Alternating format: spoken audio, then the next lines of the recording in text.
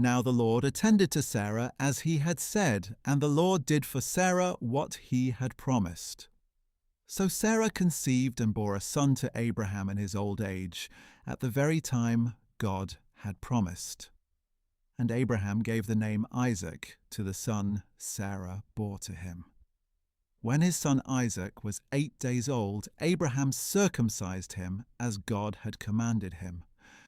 Abraham was 100 years old when his son Isaac was born to him. Then Sarah said, "God has made me laugh, and everyone who hears of this will laugh with me." She added, "Who would have told Abraham that Sarah would nurse children? Yet I have borne him a son in his old age." So the child grew and was weaned, and Abraham held a great feast on the day Isaac was weaned.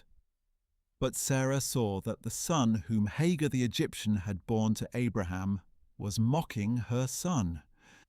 And she said to Abraham, "Expel the slave woman and her son, for the slave woman's son will never share in the inheritance with my son Isaac."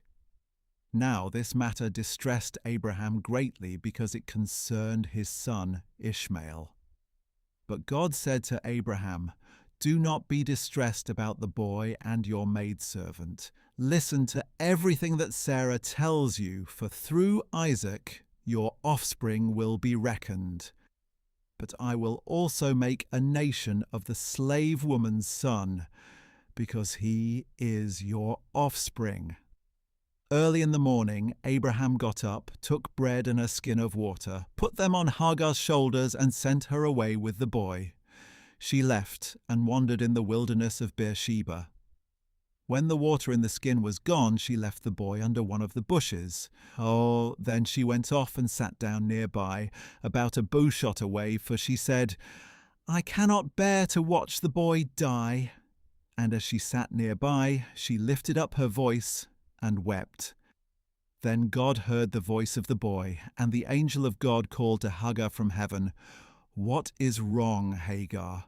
Do not be afraid, for God has heard the voice of the boy where he lies. Get up, lift up the boy, and take him by the hand, for I will make him into a great nation." Then God opened her eyes, and she saw a well of water. So she went and filled the skin with water and gave the boy a drink. And God was with the boy, and he grew up and settled in the wilderness and became a great archer. And while he was dwelling in the wilderness of Paran, his mother got a wife for him from the land of Egypt.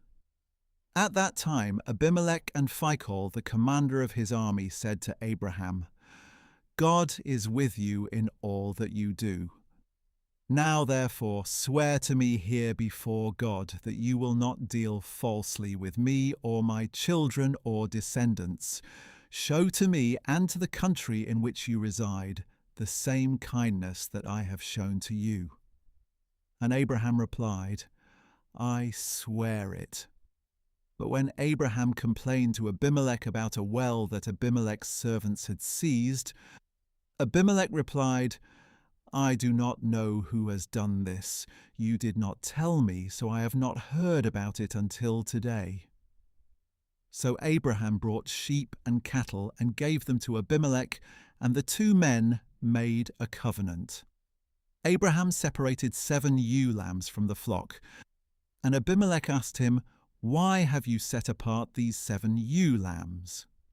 He replied, "You are to accept the 7 ewe lambs from my hand as my witness that I dug this well." So that place was called Beersheba, because it was there that the two of them swore an oath.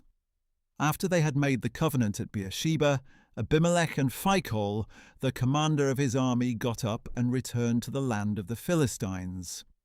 And Abraham planted a tamarisk tree in Beersheba, and there he called upon the name of the Lord, the eternal God. And Abraham resided in the land of the Philistines for a long time.